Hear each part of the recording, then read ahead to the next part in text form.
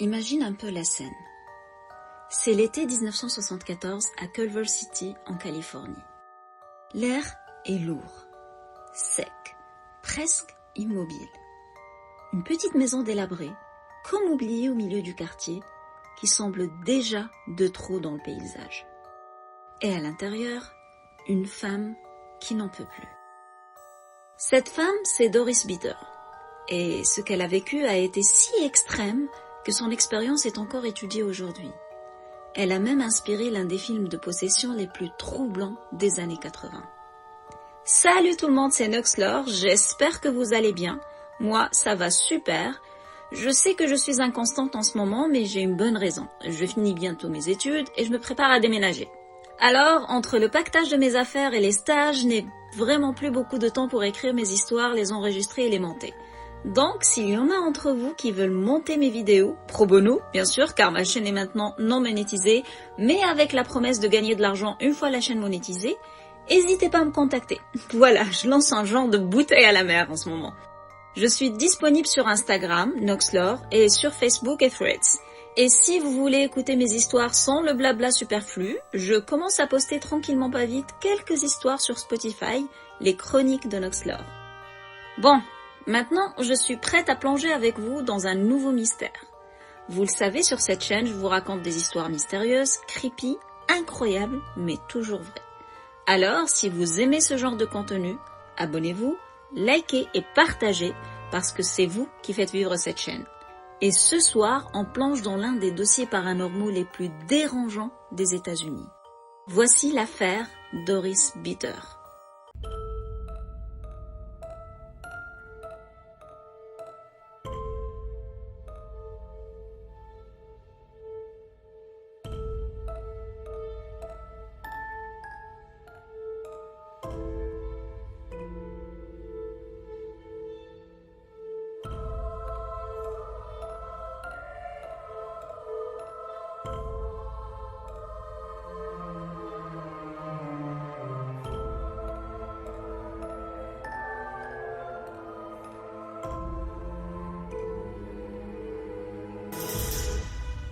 Au début de son histoire, Doris Bitter n'était pas une célébrité, ni une scientifique, ni une médium. Elle était une mère de famille ordinaire, une femme marquée par une vie difficile, des traumatismes, des combats contre l'alcool et la drogue et des relations brisées. Doris élevait seule 4 enfants dans une maison délabrée au 11547 Braddock Drive à Culver City. Elle y aurait emménagé en début d'année en 1970. Et à ce moment-là, elle ne doutait pas un seul instant que cette maison allait devenir son pire cauchemar, qu'elle allait devenir le théâtre d'événements que personne n'aurait pu imaginer. Un jour, submergée par la peur et sans savoir vers qui se tourner, Doris a confié à des amis que sa maison était infestée de forces invisibles, des choses qui ne se limitaient pas à des grincements ou à des ombres, des choses qui la touchaient physiquement. Mais malheureusement, la plupart des personnes qui écoutaient son histoire compatissaient mais ne la croyaient pas nécessairement et lui conseillaient de consulter un médecin, pensant que c'était probablement des manifestations de son esprit secondaires au stress. Doris se sentait tellement au pied du mur qu'elle a fini par arrêter de parler. Et malheureusement, ça arrive souvent avec du monde qui ont besoin d'aide mais qui ne trouvent pas l'aide nécessaire. Donc, essayez de trouver quelqu'un de confiance pour en parler. C'est un petit aparté, mais c'est vraiment important de trouver de l'aide quand on en a besoin et de parler. Parler à vos proches, parler à vos parents, parler à quelqu'un qui puisse vous aider de quelque manière que ce soit. Pour revenir à Doris, elle a arrêté de parler, oui, mais sa fille Candice, que tout le monde appelait Candy, et qui avait 16 ans à l'époque, a décidé de chercher une véritable aide pour sa mère. C'est comme ça qu'à l'été de 1974, elle est tombée sur 2 étudiants dans une librairie Barnes & Noble. 2 gars qu'elle avait entendu parler de paranormal comme d'un sujet d'étude, pas comme un délire. Du coup, ça l'a attirée vers eux. Ces 2 étudiants étaient Barry Taff et Kerry Gaynor. Et ils travaillaient justement avec un laboratoire de parapsychologie à l'Université de Californie, Los Angeles. Autrement dit, l'UCLA. Au début, Candy ne se présente pas comme la fille de Doris, mais leur dit une phrase qui va les mener au fond du terrier du Lapin Blanc. Elle leur dit, il y a une femme, et ce qui lui arrive est en train de détruire sa vie. Les étudiants sont très intrigués par le récit qu'ils entendent par la suite, mais ils étaient loin d'imaginer ce qu'ils s'apprêtaient à vivre. En vrai, dans leur tête, ils s'attendaient à des récits vagues, des sensations, des « j'ai l'impression » ou des « j'ai la sensation de ». Mais ce que Doris va leur raconter est bien au-delà de tout ça. Le 22 août 1974, Barry et Kerry, accompagnés d'une petite équipe de chercheurs, se sont arrêtés devant la maison de Doris. Dès l'instant où ils ont coupé le moteur, quelque chose les a mis mal à l'aise. Pas un bruit, pas de vent, juste une lourdeur étrange, presque palpable, comme si l'air lui-même refusait de circuler. Ils sont restés quelques secondes dans la voiture à observer la maison de loin. Elle était usée. La peinture s'écaillait par plaques, laissant apparaître le bois en dessous, qui était lui-même gonflé par l'humidité. Les fenêtres semblaient opaques tellement elles étaient ternes. La lumière avait clairement du mal à les traverser. En s'approchant, l'odeur les a frappés. Une odeur de renfermé, de moisi, de quelque chose d'ancien, mais pas simplement abandonné. Plutôt comme si la maison avait accumulé lentement, couche après couche, tout ce qui s'y était passé. Chaque pas vers la porte renforçait ce sentiment. Kerry a jeté un regard à Barry. Sans un mot, ils ont compris qu'ils ressentaient la même chose. Cette impression diffuse, irrationnelle, qu'ils n'étaient pas vraiment les bienvenus ici. La façade de la maison semblait presque vivante, comme si elle les regardait approcher, comme si la maison, silencieuse, les observait avant même qu'ils n'en franchissent le seuil. Une fois à l'intérieur, ils ont enfin rencontré Doris. Elle était tendue, sur ses gardes, comme quelqu'un qui sait déjà qu'on ne va pas le croire. Puis, elle a commencé à parler. Mais pas de présence. Doris leur a parlé de corps. Elle leur a indiqué la présence de 3 entités, 2 petites et une plus grande. 2 d'entre elles, disait-elle, ne faisaient qu'une chose, mais elles le faisaient avec une précision terrifiante.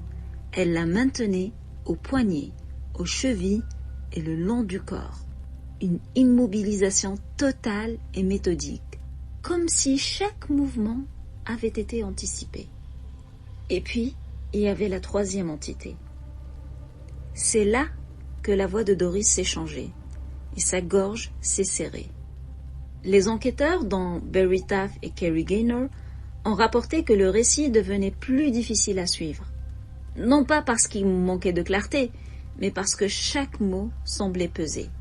Parce que Doris leur a parlé de ces instants où elle se retrouvait plaquée au sol, sans pouvoir bouger. Pas paralysée par la peur, pas figée par l'imagination. Non. Elle était maintenue et elle insistait là-dessus. Elle sentait une pression réelle, une force qui s'imposait, qui occupait l'espace, qui ne laissait aucune place au doute. Quelque chose de tangible, même si impossible à voir clairement. Et puis, il y avait pire. Parfois, ses enfants étaient là, présents, témoins, juste à quelques mètres d'elle. Et ils voyaient. Peut-être pas tout, peut-être pas de la même manière que Doris, mais suffisamment pour comprendre que quelque chose n'allait pas. Imagine un peu la scène. Une pièce fermée, l'air lourd, et des enquêteurs assis silencieux face à une mère. Puis, cette phrase lâchée sans détour, d'une voix presque brisée. Je ne pouvais pas bouger, et ils étaient là. Cette phrase, à elle seule, a forcé le silence. Pas un silence vide, mais un silence lourd et pesant. Barry Taff expliquera plus tard que c'était à cet instant précis qu'il avait tranché que le cas de Doris Bitter était psychiatrique. Pas mystérieux, pas paranormal, juste un trouble psychiatrique trop extrême. Barry était sceptique, presque fermé. Donc, ils ont recommandé une consultation psychiatrique à l'UCLA, puis ils ont quitté le domicile de Doris. Et pourtant, 10 jours plus tard, leur téléphone sonne. Cette fois-ci, c'est Doris elle-même qui les a rappelés. Selon les récits, dès les premiers mots, quelque chose avait changé. Sa voix. Ce n'était plus la voix d'une personne qui racontait simplement ce qu'elle avait vécu. C'était plus une personne dans l'urgence. Une voix tendue, fatiguée. Comme si chaque phrase demandait un effort. Comme si parler n'était plus seulement expliquer, mais tenir. Tenir encore un peu. Doris leur a expliqué que depuis leur dernière visite, les phénomènes avaient empiré. Pas seulement en intensité, mais en portée. Parce que maintenant, ça ne restait plus dans la maison. Elle leur a parlé des voisins, des regards inquiets, de sensations étranges partagées par ceux-ci, comme si quelque chose s'était mis à déborder de la maison, à s'étendre au-delà des murs et à contaminer l'espace qui l'entourait. Alors, Kerry, Barry et leur équipe sont revenus. Mais dès leur arrivée, ils ont compris que l'atmosphère n'était plus la même. Il y avait quelque chose dans l'air. Et en entrant dans la maison, une odeur les a immédiatement frappés. Pas une simple odeur de renfermé, comme lors de la première visite. Non, cette fois-ci, c'était quelque chose de plus lourd, de plus dense. Une odeur organique, presque insoutenable, que certains avaient décrite comme une odeur de chair en décomposition.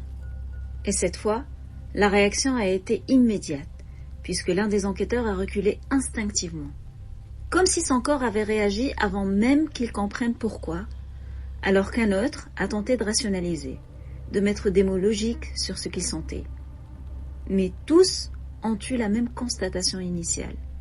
Tous l'ont senti. Et au milieu de tout ça, Doris, debout à les attendre dans la maison.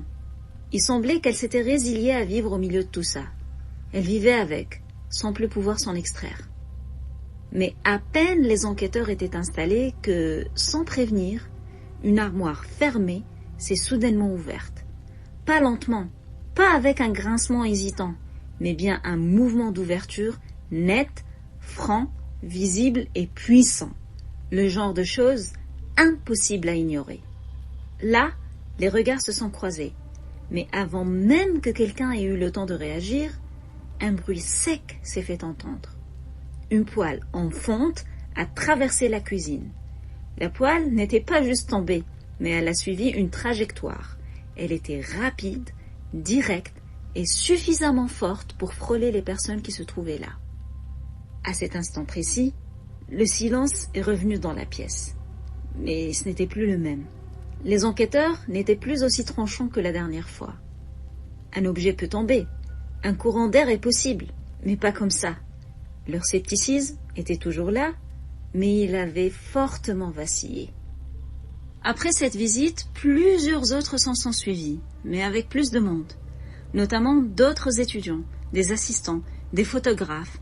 Certaines de leurs visites pouvaient compter jusqu'à 20 personnes, et durant ces sessions, rien n'était constant. C'est-à-dire que parfois, de longs moments passaient sans que rien ne se produise.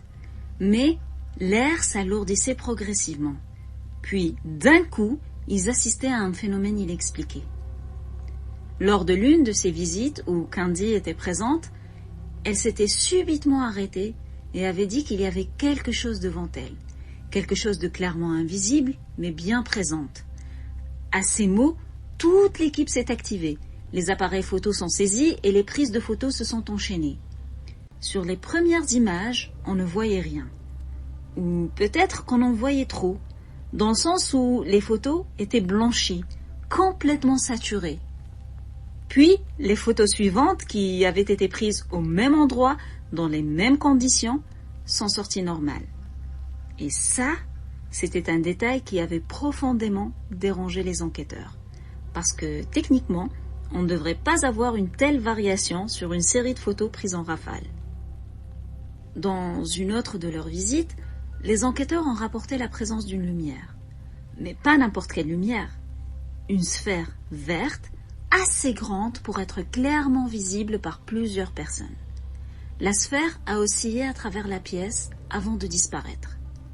Cette lumière n'avait aucune source tangible possible. Et au milieu de tout ça, il y avait ce ressenti constant. Ce froid qui s'installait d'un coup. Les odeurs qui apparaissaient puis disparaissaient sans explication. Et surtout, cette impression collective que tout le monde regarde quelque chose sans jamais réussir à la voir complètement. Et il ne faut pas oublier Doris, parce que peu importe ce que vivent les autres, elle reste toujours au cœur des incidents. Et pas d'une manière abstraite. Ce qu'elle vivait était purement physique. Il arrivait souvent que Doris décrive de nouvelles attaques, qu'elle tremble. En gros, elle vivait constamment avec cette boule au ventre, cette peur que les attaques recommencent à n'importe quel moment. Dans une autre des visites, d'autres photos ont été prises. Et celles-ci montraient des zones blanches, mais plus comme des anomalies lumineuses. Un peu comme si quelque chose passait devant l'objectif sans avoir jamais été constaté à l'œil nu. En fait, ce qui est troublant et frustrant dans cette affaire, c'est que rien n'est jamais assez clair pour trancher. Pour dire, voilà, c'est un esprit, un spectre, ou voilà, c'est juste un canular. D'ailleurs, dans l'une des dernières enquêtes de terrain qui ont été faites dans la maison, la responsable du programme de recherche, Thelma Moss, est elle-même venue constater les faits. Elle a observé. Elle a même attendu des heures et des heures. Mais aucun phénomène ne s'est clairement reproduit comme il lui a été décrit. C'est à ce moment-là que Thelma a pris la décision d'arrêter les frais. Donc, l'enquête a été arrêtée et Doris a été encore une fois livrée à son sort sans que son problème n'ait été réglé. Vous comprenez donc que ce qui s'est passé ensuite n'est malheureusement pas une conclusion à l'histoire, comme ce qu'on est habitué à voir, comme pour la maison du diable que je vous ai raconté dans une autre vidéo, ou encore dans l'histoire de l'exorciste. C'est plus une continuité dans le temps, puisque selon les informations disponibles, après la fin de l'enquête menée par les chercheurs de l'UCLA, la trace de Doris Bitter est devenue beaucoup plus floue. Elle aurait quitté la maison de Braddock Drive peu de temps après, dans le but de s'éloigner de ce qui, selon elle, la poursuivait. Les phénomènes, eux, semblaient s'être estompés avec le temps, sans qu'aucune conclusion claire ne puisse être établie. Doris, déjà fragilisée par sa situation personnelle, aurait continué à vivre dans une certaine instabilité, mais loin des projecteurs. Elle est décédée en 1995, emportant avec elle une version des faits qui, aujourd'hui encore, divise mais ne disparaît pas. Son histoire devient alors The Entity, d'abord un livre, puis un film, puis une vraie légende. Aujourd'hui encore, ce qui dérange dans cette histoire, ce n'est pas seulement ce qui aurait été vu, mais plus ce moment précis au cœur de cette maison où des personnes rationnelles, scientifiques et sceptiques se sont retrouvées à attendre quelque chose qu'ils n'arrivaient plus à expliquer. Et la question reste jusqu'à aujourd'hui suspendue et sans véritable réponse. Est-ce qu'il y avait quelque chose dans cette maison? Ou est-ce que cette maison a simplement révélé jusqu'où la peur humaine peut aller quand plus rien ne semble la brider? Et voilà, c'est tout ce que j'avais à vous dire concernant l'histoire de Doris Bitter, une affaire qui, encore aujourd'hui, laisse plus de questions que de réponses, parce que peu importe l'angle sous lequel on l'apprend, il reste toujours ce doute, ce moment où le rationnel ne suffit plus vraiment à tout expliquer. Et c'est peut-être ça le plus fascinant, cette impression que certaines expériences humaines échappent encore à nos certitudes. J'espère sincèrement que cette histoire vous a plu, autant dans ses zones d'ombre que dans ce qu'elle nous force à imaginer. Et comme toujours, j'ai hâte de vous lire en commentaire. Dites-moi ce que vous en avez pensé. Est-ce que, selon vous, tout peut s'expliquer rationnellement ou est-ce que certaines affaires laissent vraiment entrevoir quelque chose d'autre? Je lis tout et je prends toujours le temps de répondre. Vous pouvez aussi me retrouver sur Instagram Noxlore, sur Spotify avec les chroniques de Noxlore ou sur Facebook. Et bien sûr, si ce n'est pas déjà fait, abonnez-vous à la chaîne pour ne pas manquer les prochaines histoires.